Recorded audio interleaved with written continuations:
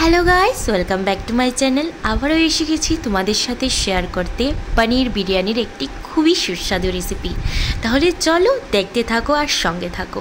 প্রথমে আমি বিরিয়ানির জন্য যা যা উপকরণ আমার লাগবে সেগুলি কিন্তু আমি কেটে রাখছিলাম। তারপর বিরিয়ানির জন্য যেটা প্রয়োজন পনির, সেটাকে আমি একটা পাত্রে তুলে এর মধ্যে কিন্তু লবণ, গুঁড়ো লঙ্কা, হলুদ গুঁড়ো ভালোভাবে মিক্স করে নেব। তারপর একটি প্যান বসিয়ে এর মধ্যে কিন্তু তেল দিয়ে তেলটা গরম হয়ে যাওয়ার পর পনিরগুলি দিয়ে দেব। পনিরগুলিকে ভালোভাবে উল্টে পাল্টে কিন্তু মিনিট খানিকের জন্য ভেজে নিতে হবে। পনিরগুলি লালচে বর্ণে হয়ে যাওয়ার পর পাত্রে তুলে নেব। বসিয়ে দিলাম হাঁড়ি বিরিয়ানির জন্য। এটাতে লবণ, তেল আর এলাচ দারচিনি দিয়ে জলটা ফুটে যাওয়ার পর অ্যাড করে দেব এর মধ্যে ভিজিয়ে রাখা চাল। চালটা যখন ফুটে আসবে, প্রায় 90% মতো হতে হবে। যখন এটা হয়ে যাবে তখন এটা আমরা একটা পাত্রে আলাদা করে তুলে নেব।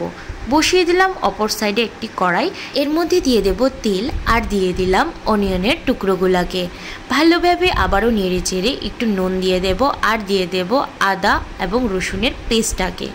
আবারও ভালোভাবে নেড়ে চেড়ে এর মধ্যে হলুদ গুঁড়ো, লঙ্কা গুঁড়ো, ধনে গুঁড়ো, জিরে গুঁড়ো আর সামান্য পরিমাণের জল দিয়ে দেব। তারপর আগে থেকে আমি 4টে টুকরো আলু কেটে রেখেছিলাম, সেটা আমি অ্যাড করে দিলাম আর আবারও সামান্য পরিমাণের জল দিয়ে আলুটাকে মশলাগুলোর সাথে সেদ্ধ হতে চাপিয়ে দেব। আলুগুলো সেদ্ধ হয়ে যাওয়ার পর এগুলিকে একটি পাত্রে তুলে নেব। আর ওই গ্রেভিটার মধ্যেই কিন্তু আমি টমেটোগুলোকে দিয়ে দিলাম।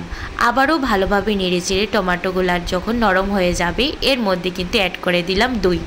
এদিকটায় গ্রেভিটা তৈরি হতে হতে আমি কিন্তু অপর সাইডে দুধ নিয়ে এর মধ্যে সামান্য পরিমাণের কেশর ভিজিয়ে রেখেছিলাম। গ্রেভিটা হয়ে যাওয়ার পর এর মধ্যে আমি চালগুলাকে কিন্তু দিয়ে দিলাম আলুগুলাকে, দিয়ে দেব সামান্য পরিমাণে লেবুর রস, দিয়ে দিলাম পনির। তারপর এর মধ্যে ডিজাইনের জন্য আমি একটু কাঁচা লঙ্কা ব্যবহার করছি। এদিকটায় আমি বিরিয়ানির জন্য যেটা প্রয়োজন মশলাটা, বিরিয়ানি মশলা দিয়ে দিলাম।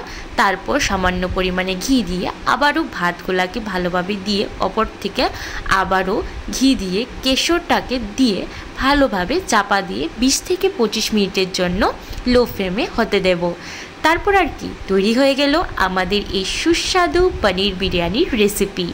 দেখতেই পাচ্ছেন, দেখতে যেমন চালগুলো ভালো ঝরঝরে হয়েছে, খেতেও তেমনি খুবই সুন্দর হয়েছে। আপনারা কিন্তু বাড়িতে তৈরি করে অবশ্যই দেখতে পারেন।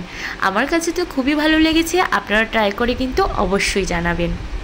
টাটা।